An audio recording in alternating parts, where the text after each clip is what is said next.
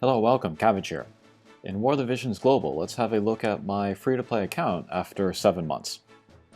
And I'm feeling really good about my setup with a JP account and a global account, and then one whale, one free-to-play. With the free-to-play account, I can really get a sense of how those kinds of players are feeling with the game. But with the whale account in JP, it makes it much easier for me to kind of show off lots of different stuff, and so maybe give global players a good sneak peek. That was really helpful with showing off the Halloween units, playing against them in Arena. But I also get to show off lots of my units too, so yeah, I'm pretty happy about how this is working out. But first, let's look at vision cards. So here, this is Fenrir. I saved up the Lapis to pull this, and then I bought as many shards as I could during the time, but I didn't do a whole bunch of refreshes. I didn't do a whole bunch of Whimsy Shop either, so I still have a few shards to go until we get to 3 stars, and then we'll do the long, slow wait for 4 stars. But yeah, one of the more important cards in the game, so I'm glad to have that now. And then Odin and Shiva, I kind of pushed with the guild medals, so I got them both to 2 stars. And what else we got? The other day I pulled this one. This is very important because I have 2 strong Pierce attackers in this account now. And then, let's see, I can upgrade these 3 URs, but I don't know if I'm going to do that right away. I don't have a ton of the rainbow orbs. But this one would be good for Gurasida. This one I don't need right away. Don't need this one either right away. So we'll just leave them as is. And then for MR cards, let's see. The ones that I'm working on the hardest right now are Admirer's Rivalry, and then the perks of having Charm. I want these 2 because they give you Slayers. This one has the personal ability, Earth Eater, and then this one has the party ability, Light Eater. And these will be great with my Kiton and her Drain Force, so anytime that I have enough medals for the Mog Shop, I'll change them for one of these 2. Yeah, very cool to have them just regular pool in Global. They're still limited in JP. And then the next time that they come back in JP, I might push in order to max them, because I like to use Drain Force users in there as well. Okay, next let's look at equipment. Okay, we can look at weapons first. Here's my Lasalia sword. Still haven't awoken this all the way. I still need a few of the yellow liquids. And then, let's see, Crimson Saber, still haven't pulled Rain, so I haven't really worked on this yet. Still waiting to get him. And then there's the Ice Lance, +2. This is the Assault. I got it to 140 attack, very proud about that. Someday I will get the +5, but yeah, no rush on that. I got the Ras Algethi to +4. That's a decent roll as well on the attack there. I should go for the +5, but again, +4 is good enough for now. And then, let's see, I think that's it for weapons. For armor, I got the Sage's Hat +4. Again, this account is kind of focusing on evade, so I should get this to +5 eventually, but I'm okay with that at +4 for now. I would like to get the +5 of the Iron Plate for my Dario. That'll give him a lot of defense, but a little bit of slash resistance as well. I'm not going to go for the golden armor. I feel like I don't need that much more defense. I don't need all of those minus accuracy, evade, and agility as well. I'm a fan of the Iron Plate. And then here's my Wizard's Hat +5. This is good for my evade team. And yeah, Smart Coat, I would also like to get that to +5 someday. Especially if I pull Rain, I'll want to get that.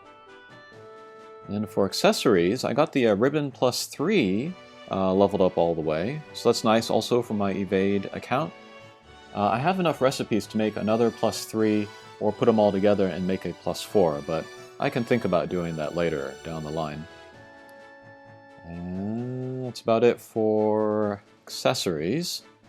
And then Trust Masters, we just got the stat stacking in Global, so having some Trust Masters with Evade on them is very important. So these Bewitching Boots or the Saiga Gauntlet, these are very, very useful for my account. Happy to have these.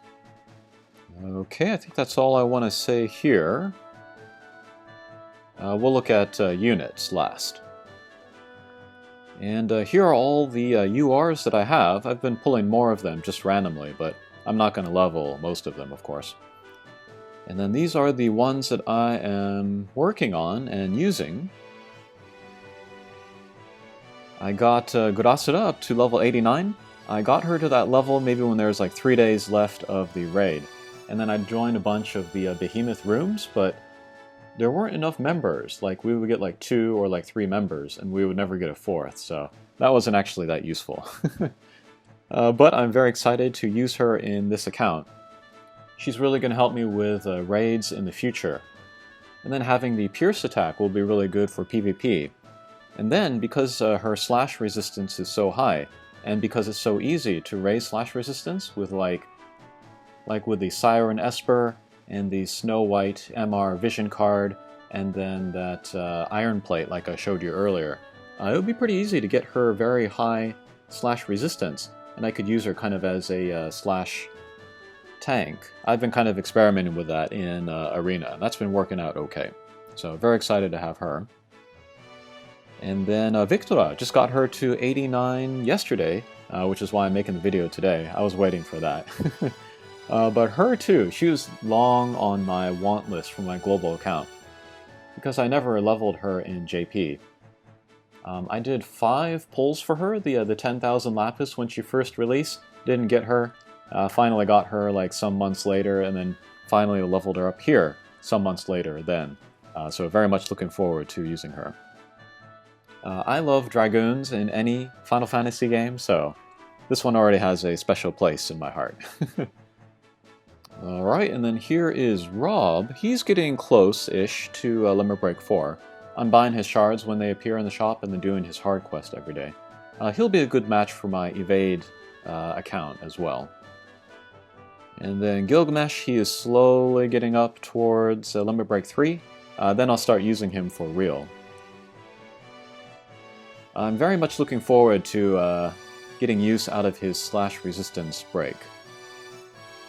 And then here are the MRs, and Mustadio. I keep saying that I want to do a review of him, but I've been testing him a lot, and he's not that great. He does have his super niche thing, if you want to take him into Arena and then just turn off everything except for Don't Act. He can be useful in there, but he is super paper thin. He really relies on reflex to survive, and I really think that the slot could be better used on a more beefy, more damaging character. I guess that's my review of Mustadio right there. But I do like the Trust Master, and it's funny to put it on Lucia because she's very serious looking, and then you give her this toy gun, and then she's got like 1 in each hand. But it's a pretty good gun for her, actually. Decent attack, nice accuracy, and critical. And then the usual suspects here. I'm loving Dario. I think I'm going to give up on him being a damage source, though. I'm just going to probably lower his faith. I'm going to forget about status effects as well. I just really want him to tank. And then Lorenzo, he's going to be the next MR that I'm working on. So him too, anytime I have the chance, I'll change in the Mog medals to get his shards. Again, I like Dragoons, but I want his Trust Master. Since I have both Victora and Gurasura, if I ever use them together, I want more spear options, so this would be great to have. And then we got these 3 super lower rarity characters. I'm going to wait until we get those alternatives to the rainbow shards to level these guys up, so I can get their Trust Masters, and so that I can use Mia and Bajam for gil farming. Alright, so those are units. I'm still waiting to pull Rain and Laswell and Irurira. Whenever I pull them, I will start leveling them. Okay, I think that'll do it for this video. Thanks for watching, and we'll see you again. Take care.